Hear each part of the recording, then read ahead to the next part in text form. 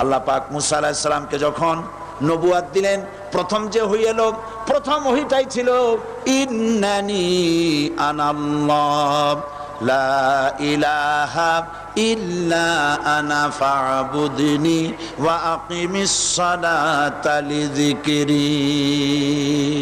নিশ্চয়ই আমি আল্লাহ, আমি ছাড়া কোনো ইলাহ নাই, আইনদাতা নাই, বিধানদাতা নাই, সুতরাং আমার দাসত্ব করো এবং আমার শরণার্থে নামাজকে প্রতিষ্ঠা করো।